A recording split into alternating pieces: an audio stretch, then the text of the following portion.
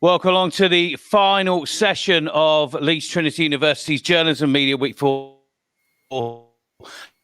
2021, and we've got a real treat for you. But before we get on to that final session, I just want to mention a couple of things. I just want to thank a few people for this week. And first of all, even though she's leaving Leeds Trinity University, one of the people that's been sort of instrumental in organising all of this over the course of this week, from marketing and comms, it is, of course, Lucy Chaplin.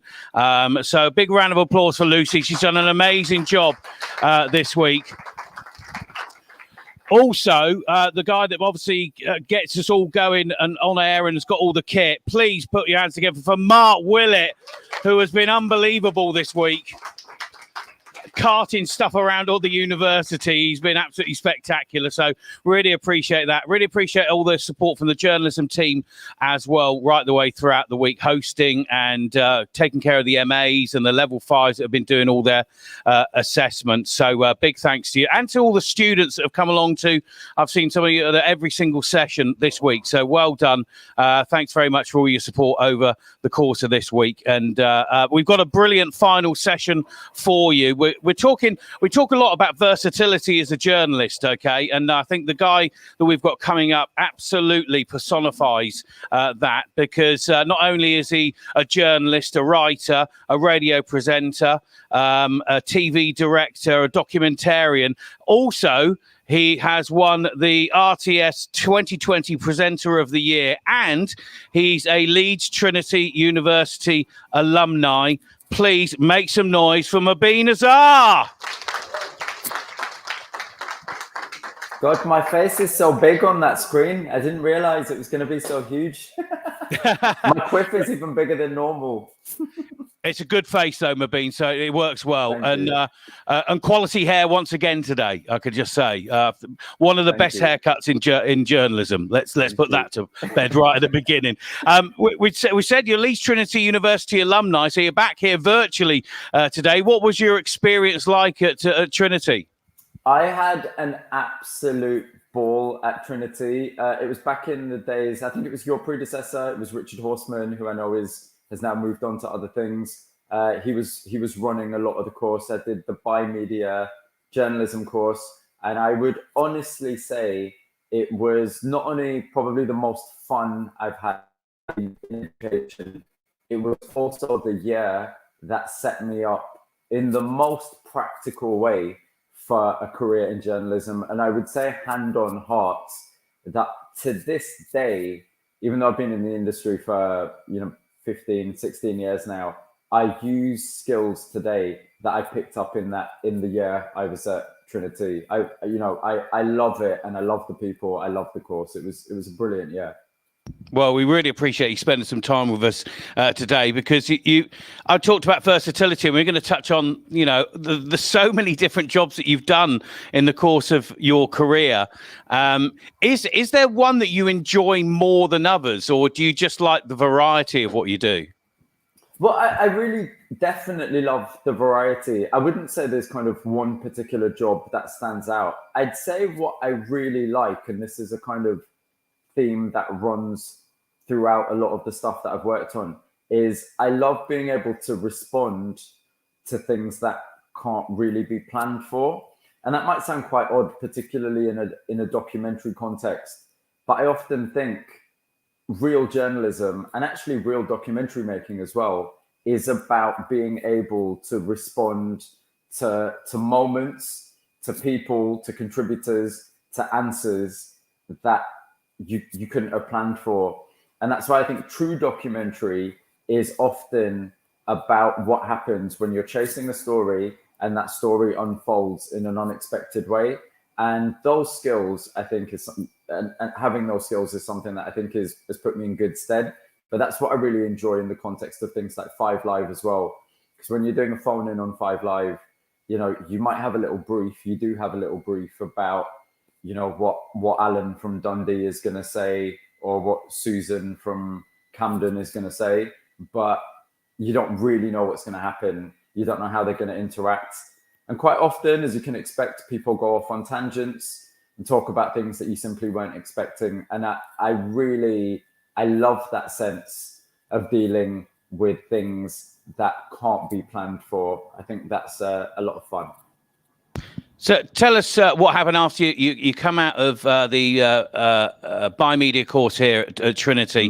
What's that first job that you got into?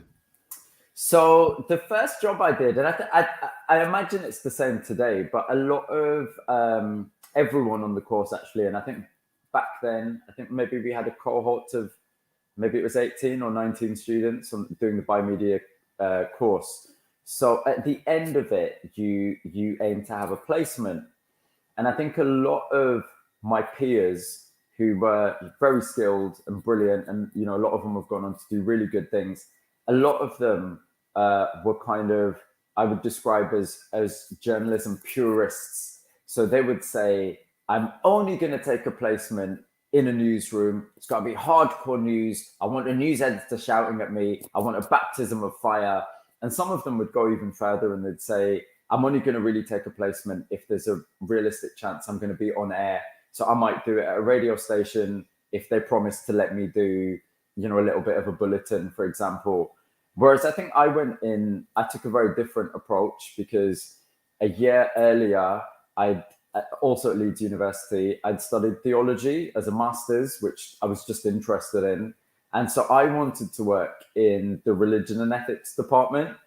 You might be able to guess this, I don't know, but the religion and ethics department, I think I was the only one in that year's cohorts that was really chasing it, because I think a lot of people thought, okay, what, like you're going to go work on songs of praise or something? Do you know what I mean? but I knew that department, they had a good documentary output.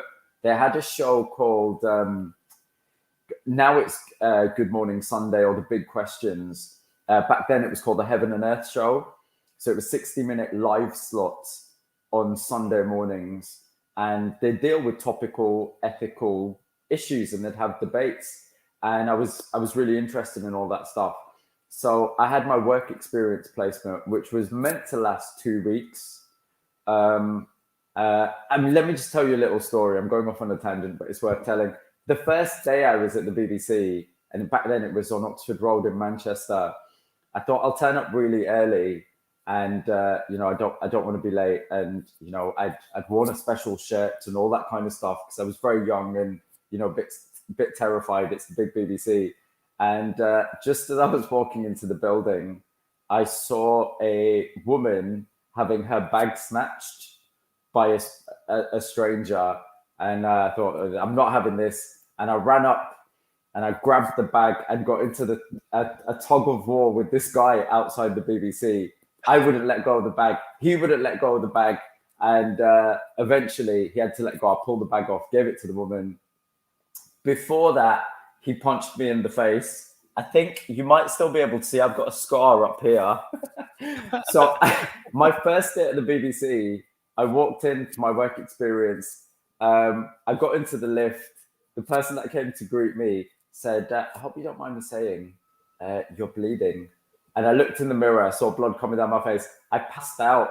So my first morning at the BBC, I passed out on the 5th floor in the religion and ethics department in the conference room with the entire department thinking, like, who is this guy with blood coming out of his head that's just walked in and passed out? So that was my introduction to the department. I think I made quite a good impression because after the 2 weeks, they asked me to stay. And I stayed in that department for about 2 years.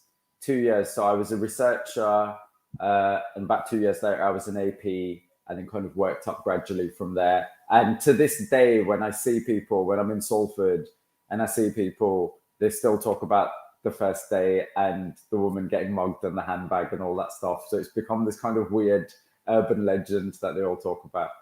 You're never going to forget your first day at the BBC with something like that happening. My God. Never. That was amazing.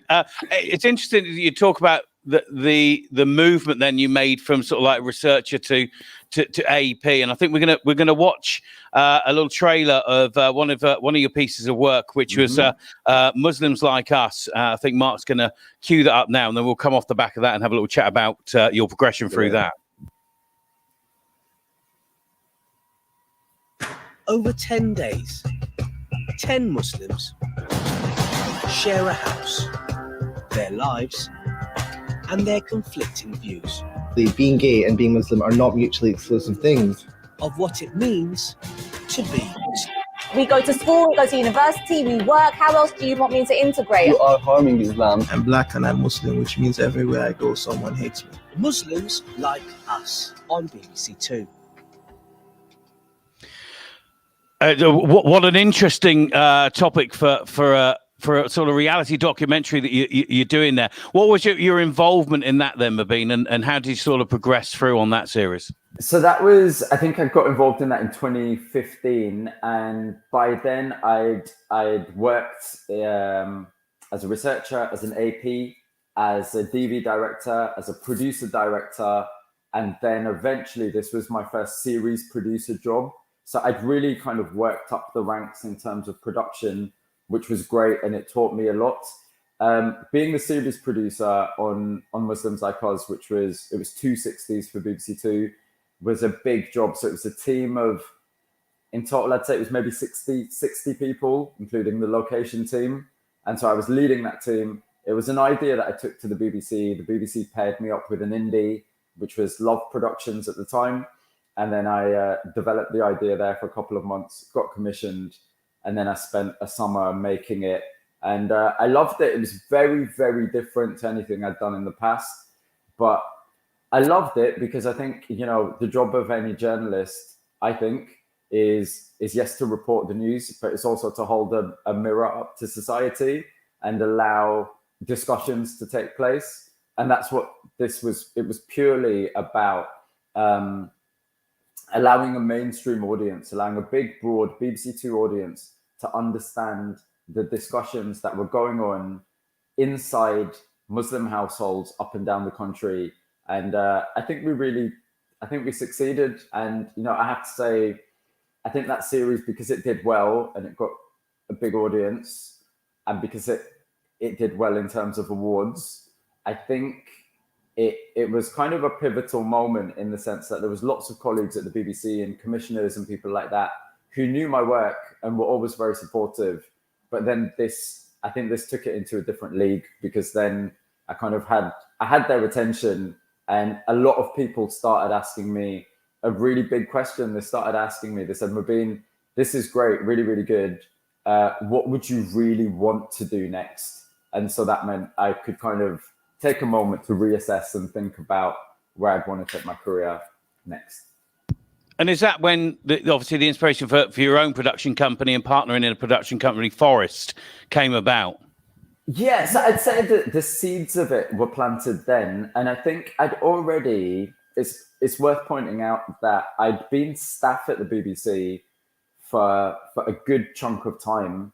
And the move to Salford was also happening. So by this time, I've worked in Manchester, worked in Birmingham, moved down to London, met someone, bought a flat, all of life is rosy.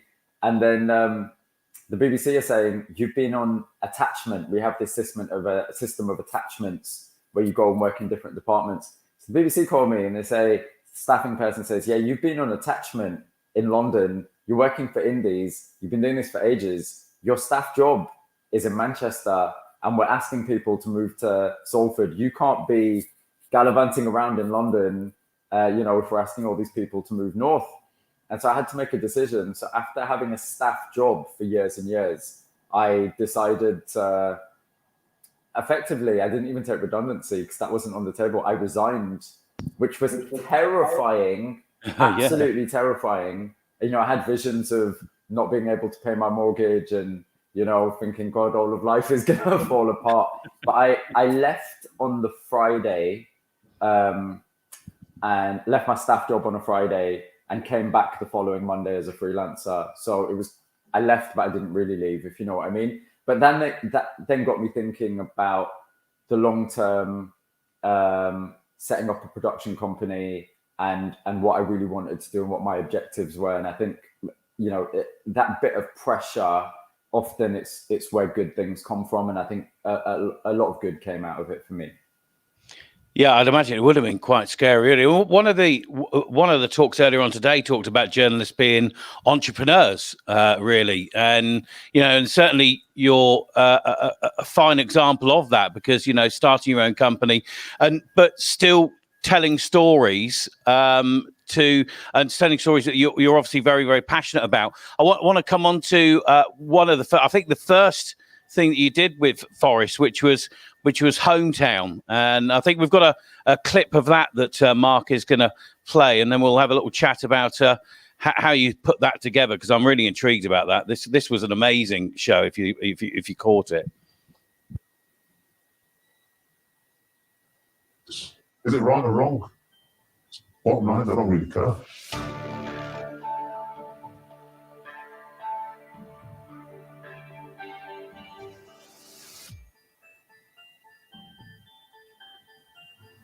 Pakistanis are 6% of the population of Yorkshire and Humber, and we have 27% of the convictions for dealing Class A's. We are wildly overrepresented. This is the cocaine here. How much of this are you selling? Just say about a 9 bar a week.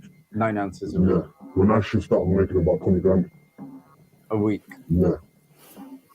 What are you making most money from? Heroin. What quantity of heroin? Same as this. Probably just in my whole circle, we're working with 6-7 figures. And how long have you been doing it now? About 10 years. Do you think about the effect that you selling things like heroin has on people's lives? Of course I do, yeah, but then at the end of the day, if you're not going to sell it, somebody else is. It's not only Asians who are doing it. Why is it about the Asians? Why is this not about white people? And the majority of drug dealers are white. I completely acknowledge that. But what I'm saying is all of us have a choice in our lives. Of course. Yeah. You have, for whatever reason, chosen to be a drug dealer. You are giving people an opportunity to point a finger. That finger pointing isn't something that's going to stop me when I think about my child's not getting fed. All I care about is looking after my family. Do you think you'll keep doing it? I don't know. But one thing I do know is that I love the money. From what I'd uncovered so far, I knew the heroin trade was... It's an amazing documentary, Mobeen, and I think the access that you get within that documentary is pretty key. How did you cultivate that access first of all? Because I think that's, and I think it's probably, a key to a lot of things that you do is that sort of like that trust and that access with the people that you're telling the stories about. Sure. I'd say there's a few elements really. I mean, primarily, none of that could happen without a really brilliant team. And I always work with small, but very skilled and very focused teams. So I'm talking about, a producer, and it's never a multi-camera shoot. It's always a single camera shoot. And it's always people who can work on the fly. And at Forest, I've got a brilliant business partner and brilliant exec that I've worked with for a long time called Jez Lee. And we've worked on a lot of these projects together. So, and I also would say, to add a bit of context, with a project like Hometown, we were very clear in saying to the BBC, and I've done this recently with projects as well, we were very clear in terms of saying, these are the questions we want to be answering. These are the territories, but this hasn't got a clear finish line in the sense that we don't know what's going to happen. Yeah. We might be following a criminal trial. We don't know what the result of that is going to be. It might get pushed back. In this case, it did get pushed back by about 9 months. So in a lot of these, the reason I mention that is in this context, you've got to be able to understand that there's so many elements that you don't have control over. Now, in terms of getting access and getting in front of people like the dealer you just saw, I would say from the time I started doing this job, and even when I was working for a local newspaper, I really absolutely love talking to people, and I love a challenge. So I don't know if you guys still do it at Trinity, but I remember the first week on the course, we were assigned, we had to pull bits of paper out of a hat, and on each bit of paper, it would say something like, pro hunting activist, or someone that supports the Taliban. And the idea was, in that first week of the course, you had to go and find a person that fit that profile and go and interview them. So you can imagine all us, you know, we were 18, 19, 20, 25, whatever it might be, on that course the first week. And I think what I pulled out of a hat was something like a sex worker. That was it. Like, go find a sex worker. And, you know, a lot of people were like, I'm not really sure. This might be an uncomfortable conversation. I'm not really sure how I'm going to do this, how I'd find that person. But that challenge of, one, contacting those people, but two, and this is the crucial thing, really getting across why it is beneficial for them to speak to you. And quite often that might mean, this is quite an odd term, but it might mean appealing to their vanity. Certainly in the context of drug dealers, it often means appealing to their vanity, telling them that they might be living this very odd, strange life and they don't want to get caught by the police and they might want to run in the other direction, but they've got a privileged worldview and they can either go to bed at night and share that worldview with no one, or they can share it with you. You know, that kind of stuff. You know, you might get 5 doors slammed in your face, but door number 6 is going to open up, and someone like that drug dealer is going to say, okay, fine, I'll give you an hour. And in that hour, when you turn up, it turns into a morning, and that morning turns into, okay, fine, we're going to spend 24 hours with you, and we're going to come back next Tuesday as well. And it works out. So you've got to be, you know, what it comes down to is you've got to be tenacious, and you've got to be able to have uncomfortable conversations. And if you enjoy that, if you genuinely enjoy that and you buzz off it, then you're in a good place. I love the idea of pulling the things out of that. I don't think we do that. I think we're going to have to bring that back. It's such a good exercise. So good. We loved it. Yeah, it was great. That is good. And I think it's key what you say there as well about, you know, you are going to get quite a lot of rejection when you're contacting people. And I think some people, you know, they'll just send out emails, they won't speak to people.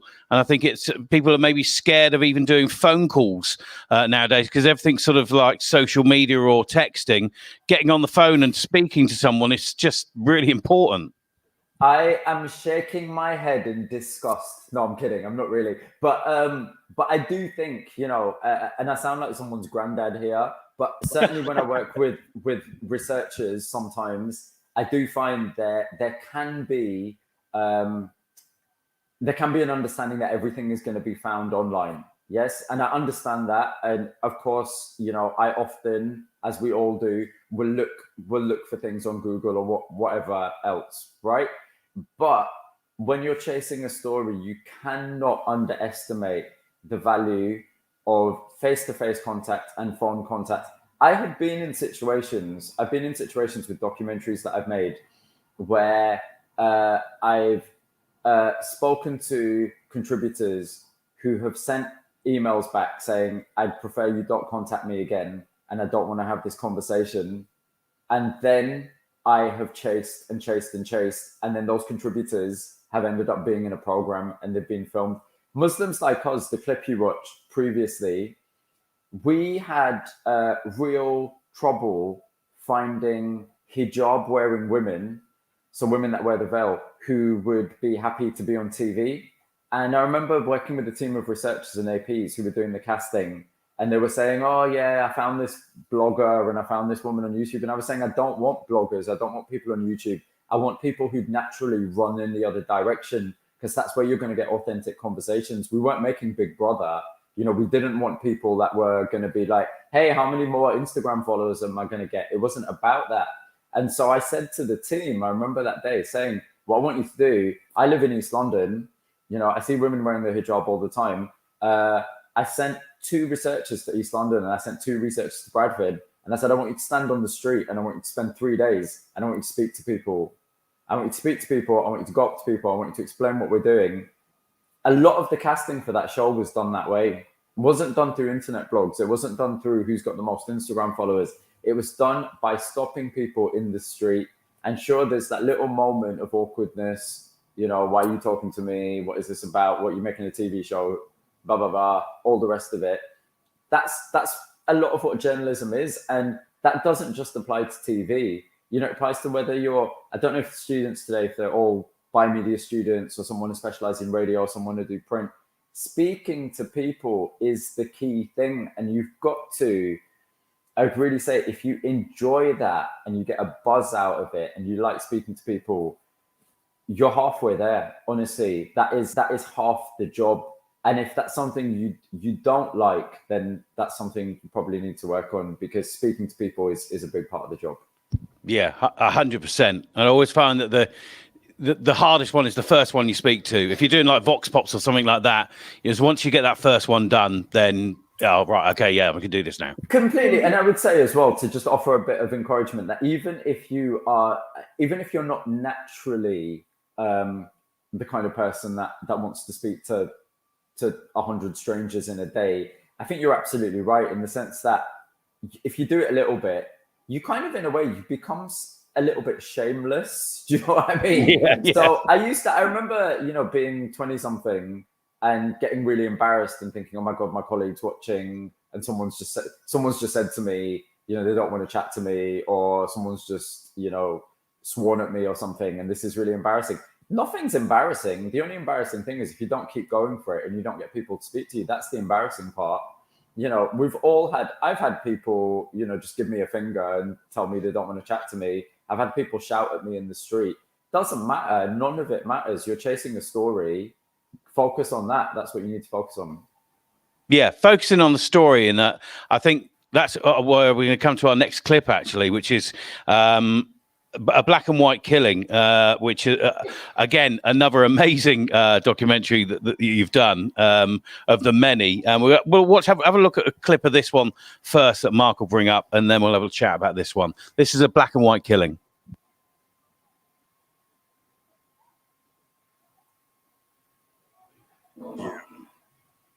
It's blood in and blood out.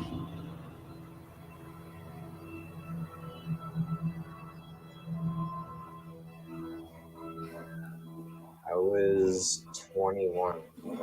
You've been in prison by that point? I just got out my first time. What was the first time? Drive-by shooting. I had so much anger built in me. I had so much hate inside me for it didn't matter who you were. It was more of I hated myself. I think it has to go back with like childhood, because I was in foster care my whole life. All I ever wanted was my parents. So a lot of people that go into any kind of organization, whether it's white supremacy or a different gang and stuff, a lot of them are broken individuals. They're looking for a sense of belonging.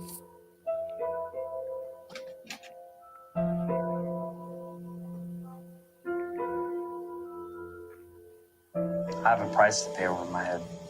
It doesn't have to be the people I ran with. It can be any kind of white supremacist come out. It's what it is.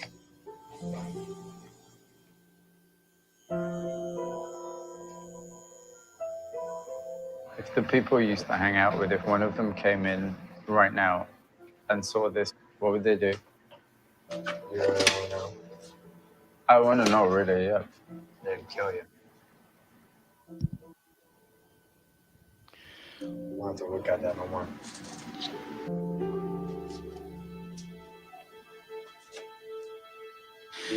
Once again, another really, really powerful story that you're telling there, Mobeen. And again, it just shows the trust and the access that you're able to instill with your subjects there to be able to tell that story.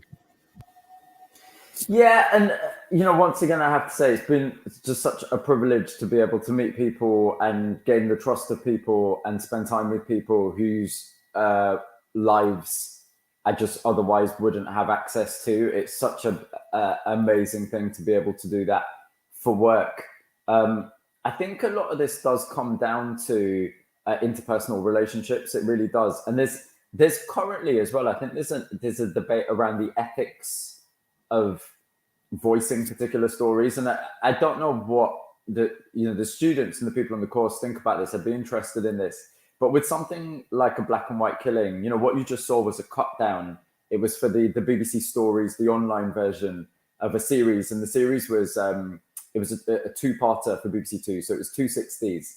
And in that, I spent a lot of time with people I spent a lot of time in prison, but also with people who'd left prison gangs in the outside world. And there was a debate, certainly in the online space at the time, about the ethics of giving a platform to neo-Nazis. And I am certainly of the opinion that as journalists, it is our job actually to be able to shine a light on things that make society uncomfortable. That doesn't mean, if I can be really clear, that doesn't mean saying to a neo-Nazi, hey, here's 30 minutes, like tell us your view of the world. It doesn't mean that. It means adequate challenging, and it means being able to go head to head and being able to interrogate ideas. But what it does mean is being able also to build bridges and to understand where someone's perspective that might be completely abhorrent to you or completely from a different, might feel like it's from a different universe, being able to understand how they've come to those conclusions and what their journey to that has been. And I think that is the job of all of us as journalists, to do that, even and probably especially when it makes us uncomfortable. And I think accessing that kind of stuff and being able to share this idea that I want to understand how your mind works, I want to understand how you come to these conclusions, is also another really good way of winning trust and getting access to people. Yeah, and I think you do it so well as well, I think. And it's, again, using those sort of investigative skills. And we're going to come on to our last clip, which is probably the most recent thing that most people might have seen, which was the Britney Spears documentary that you did, and very much a pop culture subject. We'll run the clip and then we'll have a chat about that. And then we'll open up to questions from the students here. Public figure, public domain. Someone has a public profile. They're public property. If she didn't have a conservatorship, I would be concerned that Britney would be dead. She's being kept against her will. She doesn't have any civil rights. She doesn't have any human rights. The battle for Britney. Fans, cash, and conservatorship. Streaming now on BBC iPlayer. I mean, it's an absolutely fascinating story. What led you to want to cover that particular story, do you think? It was a mad story. Seriously, it was completely mad. And I think ultimately, yes, it's kind of packaged with Britney, who is, of course, a pop culture icon. But ultimately, what is it about? It's about a weird legal loophole in California state law, which has been around for decades, which allows for the exploitation of individuals. That's what it's really about. It's about conservatorship law, which meant, in terms of the format of it and the fact that Britney is in the title, I remember at the time a lot of people were like, what? We didn't expect you to do that. That's like, all your previous docs have death or killing in the title. This one's got Britney in the title. What's going on? So I think a lot of people thought it was a weird left turn, but ultimately it's about chasing a story. And again, same skills. It's about trying to get people to open up, whether that's people, you saw there a few people that kind of know Britney and worked with Britney. There was also people in there, and actually some of the more hard to reach contributors were people whose family members had been or were in conservatorships, and trying to get people to share those stories of kind of ultimately exploitation. That was a difficult thing, particularly, and this is a theme through the whole thing, as soon as we start reaching out to Camp Britney and to the legal team, we're getting lawyers backwards and forwards. So there's lots of kind of nicely worded threats saying, don't chase this story and it isn't in your interest to put this in the public domain and all that kind of stuff. So it becomes a story, and this is what I was speaking about right at the top, about being able to respond to unfolding events. So it became a story about a legal weird loophole, and then it became a story about chasing the story. And the documentary, I think it was, the bulk of it was filmed in a 3-week period, last Christmas or just before Christmas or last December. And then we, there was a lot of planning that went into that. And then we did some pickups and some additional stuff in January and February, and then it went out, I think, in May. It was an edit for a while, but we were responding to an unfolding situation, and that was a lot of fun. I just need to be clear as well. A lot of people ask me this: the Britney army always come after me as well. I wasn't particularly is this sacrilegious? Is someone going to shout at me? I'm not particularly a fan of Britney's music. I'm just not. Wow. But I like the character of Britney, and in terms of what she's been through and this, these years and years of a conservatorship, I just found fascinating. How can you not find it fascinating? It's just really, really interesting. So again, it was just a massive privilege to chase the story. It is an incredible story. I don't think certainly I've never seen anything like that. So no, and you did a fantastic job on it. Right, we're going to open it up to some questions. Let's just come down the front here, and then we'll come to James. Okay, let's go there first. Hi. Hello. So I'm Charlie. You make a lot of documentaries about, like you said, you speak to people like neo-Nazis. A lot of it is really kind of emotionally charged and sensitive topics. And often for you as well, a lot of it is quite close to home, like you did about the Huddersfield killings and stuff like that. How do you kind of maintain that professional distance and stop yourself from getting offended by what they're saying or coming across too emotional? Hey, Charlie, nice to meet you. So I think it's really, really important to always be in those spaces with a very clear mindset that you're working. And often that can feel, certainly for me, that can be a challenge because I really, really enjoy what I do. And, as I mentioned, I work with really good teams. And often those teams, when you're in these intense situations and you're working together, you become like a unit and you eat together, you wake up together, you discuss editorial together. So it's almost like you're working with friends in a lot of ways. So you've got to always maintain this idea that you are actually at work in those moments. And what that means is always thinking strategically. So this will apply to documentaries. It also applies to 5 Live and a live discussion situation. So what I mean specifically by that is constantly thinking about the audience and ultimate thesis. So this, you might be in a very highly charged situation with a drug dealer or a neo-Nazi or any of those people that we've referenced, but you've got to think, how is that interaction going to fit into a thesis? How is it going to fit into the theme of that night's phone-in on 5 Live? And someone might say something that is abhorrent and beyond the pale and terrible. I remember a situation during Black and White Killing, actually. I drove around with a man, was he in Portland? Yes, in Portland. And he was a Holocaust denier, and he had a van with these slogans on the side where he's essentially questioning the Holocaust, just a horror, to be really frank, like just not a very nice person. So in that moment, you can choose, we all make decisions in every millisecond. You can choose to have a ding dong, and I could have had a ding dong, and I'm sure I could have won an argument with him because I like arguing.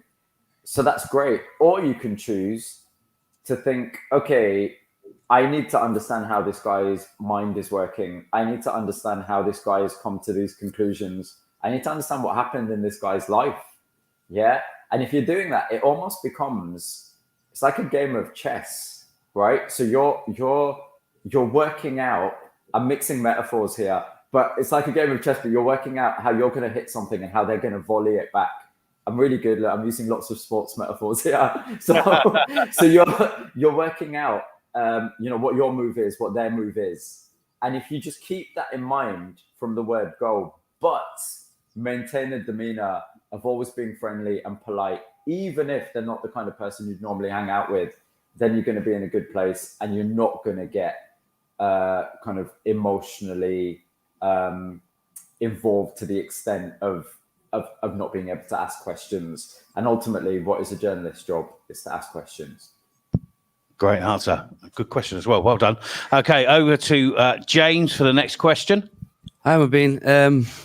Have you ever had a script, where an initial script before you go out filming or before the first interview, and then have the interview answers throw the script completely off? Has that ever happened to you? And what advice would you give if it ever did happen to someone else? Okay, yeah. So I'd never say I'd go to an interview with a script in terms of, these are the kind of standard questions I'm going to ask. I would say what I do in terms of prep is I would absolutely put together, I'd have a biog, so I'd know, and you know, in a lot of access situations, I will already have met the person, or I'd have a phone call with them, or I will have met them months in advance and then kind of nurtured this relationship. So I'll go into that situation with a really clear idea of what I want out of it. Now, as you point out, things will often go really wonky and they'll go in a completely different direction. And yes, I have been in situations where I know what I want, and then on the day, they just throw a curveball, or, you know, they say something which suggests they're not the person that I thought they were, even if I've been negotiating the access for months. Because, you know, as you'll know, when someone's got a microphone in front of them, or when someone's going to be quoted, or they've got a camera in front of them, sometimes people just flip and they do a 180. And I've had that happen a lot of times. And I think in that instance, you've got a few options. So one of those options is, if you work out that they're not really being authentic and they're not really expressing who they are, because, you know, you've got to work out why. And quite often that comes down to fear. And so then it's your job to allay those fears. You know, getting a sex worker to talk about their life, of course there's going to be an element of fear. Drug dealers, you know, a lot of those guys, they walk around like they're the big man and all that. A lot of them are terrified of being caught. Of course they are. So you've got to do that negotiation in terms of saying, okay, let's just think about what was your motivation for agreeing to do this? How can we put that at the forefront of your mind? And how can we get you to tell your story in an authentic way? The other scenario, though, is maybe they just lied to you all the way through. So maybe their reality is very different to what you thought it was and doesn't match up with your objective. And at that stage, what you've got to be able to do is think on your feet. Whether you might be on air at the time, you know, you might be on air on a radio show, and you had a biog about someone, and they've come on air and they're a completely different person to who they said they were. So then you've got to think, okay, how can I get this to contribute to the overall editorial? You know, how can I get this so it's still useful for the audience? How can I use this in a way where it's still going to illuminate a particularly interesting perspective? And a lot of the time, you can make it work using those methods. Of course, I'll be really frank. I have been in situations where I've done the interview, I've come out and I've just thought, okay, I don't think that's ever going to get used. Do you know what I mean? But I'd say that's pretty rare. So it's a combination of having clarity of what you want out of it, and then being able to react and respond on your feet when you're in the situation. Wonderful. Okay. Jess. 5 or 6 years ago, you worked on the BBC Panorama episode of the Taliban Hunters. And I read a bit of what you wrote from that, where sort of documents that you were woken up at like 1 a.m. and you had to rush out to pre-raid briefings and stuff like that. In terms of less of the emotional side, but more of like the physical element and sort of the work, what is it like to have a non-stop period of work? Like, you're obviously not going to get a break, and how do you handle that, and advice for handling that? Sure. I think that's a really good question. And I think it's a very important question, particularly in the times we're in. And I certainly think in the industry at the moment, there are questions being asked about things like our mental health and our well-being. And I would say there's even been a shift from the time I entered the industry to now. I certainly think I was always of the ilk, and I was always thinking, chasing, and being able to work 14 hours. Yeah, that just shows I'm really committed, and I'm just going to do it, and I'm going to go for it. Whereas actually, I don't think that's healthy, and I don't think that's a good thing to do. In the context of being woken up at 1 o'clock to go on this night raid, it's a very specific context. So in that context, I'd been working with the police in Karachi, a specialist force that was hunting down pockets of the Taliban that were taking over gangs in the city and were using drugs money to fund terrorism. And I think maybe for 8 days, I'd said to them, I want access to a raid. And for 8 days, they'd said, it's probably going to happen in 10 days. It might happen in 2 weeks. It might happen in 3 days. And then this night I got a call, and I knew in that minute, I did not have the option of saying, hey, I know you've planned the raid for tonight and the armed officers are all ready. could you just do it tomorrow instead? It wasn't an option. It wasn't an option. So in that instance, pull out all the stops, get out of bed, get ready, have the briefing, go on the night raid. That night raid made up, it was a 30-minute panorama. That night raid and what happened that night, that footage, I think made up about 14 minutes of that episode. So 14 minutes of a panorama was shot in the space of one night, which is, you know, in terms edit-wise, that's pretty efficient. So I knew it wasn't an option. So I would say, in terms of anyone, particularly if you're getting into the industry, you have got to put your well-being front and center. And so that means not working ridiculous hours. But when a story calls for it, be prepared. And if you're passionate about it, and I imagine everyone on the course is passionate about it, if you're passionate about it, you'll chase the story and you'll know when pulling an all-nighter is the right thing to do. You'll know when working a weekend. And I often, you know, to this day, I work weekends a lot, you know, because I love it, because I genuinely love it and I enjoy it. You'll know when it's the right thing to do, but you know, don't do it to the point where you burn out, because that's never healthy. Very good answer. Okay, Noah, I think we've got just there. We've got time for a couple more. I think. Go for it, Noah. I just, obviously, when you're looking into something, you're probably interested in it and think that you can cover it. But have you ever come across something or been contacted about an issue or a story and thought, you know what, I don't think I'm the one to handle this, and passed on to someone else? Or is it always a case for you of, no, I can learn and like I can cover this? Yeah. So yeah, I've absolutely been in situations where maybe I'd say this is more in a documentary context. So in a documentary context, I've been in situations where commissioners have said they've come to me rather than me going to them with an idea. They might come to me, or an indie or a company might come to me and say, we've got this particular idea. The idea is already fully formed. We'd like to attach you to it as a journalist.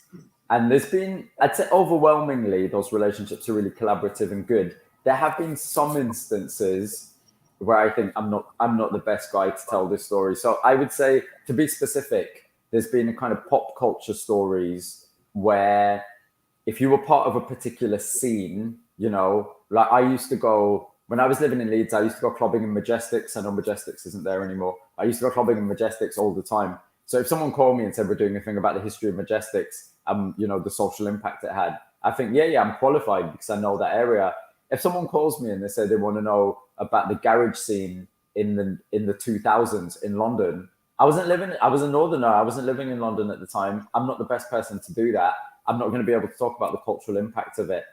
So in that instance, I would say, yeah, that's not for me. What I would say though, in a news context, and I guess this is probably applicable to a lot of my work and certainly to you guys on the course, in a news context, should there be areas where you guys are saying, I'm not the one to talk about this? In a news context, I'd say probably not, because in a news context, what we're not asking for is a polemic. We're not asking for a polemic. That's not what the audience wants. What the audience wants is you to be able to apply those skills of journalism, i.e. being able to interrogate a story, being able to track down key people and being able to get key information. The audience is asking for you to do that. So whether it's a story that you have experience of or not, it is within your remit as a journalist to be able to do that. And so I'd say the kind of turning down stories in a doc context or a program context or a polemic context, yes, you know, I think there are limits and there's things that I wouldn't do. In a news context, I can't think of a story that I wouldn't want to cover. What was the Majestics like? I never went, but I think it's Channel 4 now, isn't it? I think it is the Channel 4 building. It used to be wicked. They used to have an R&B night on Tuesday night, so I was there every Tuesday. Of course, I always made it to my Wednesday lectures. Yeah, they used to have a moving dance floor. It was really fun. It was very good. Moving dance floor, wow. Yeah. Just get that with vodka. Okay, right. So we've got one last. There we go. We've got one last one just over there. Just over here. There we go. Hi, I'm like a massive, I'd watch documentaries way too often. And one of the things that I always think about when I watch them is the first meeting between the contributor and the film or the presenter. Is that something that you've ever thought to actually like include the reaching out to them before the initial documentary? Or do you think that ruins the kind of magic of how you then present it to the audience? That's a really good question. So in terms of form, there's the kind of industry standard way in terms of how it's been done. And then I think there's like I would say a bit more of an innovative and authentic way. So I think how it was often done, so you think of it like this, if I give you some context, that a lot of documentaries, I would say, I like you watch a lot of documentaries. I have been accused in the past of being a documentary snob.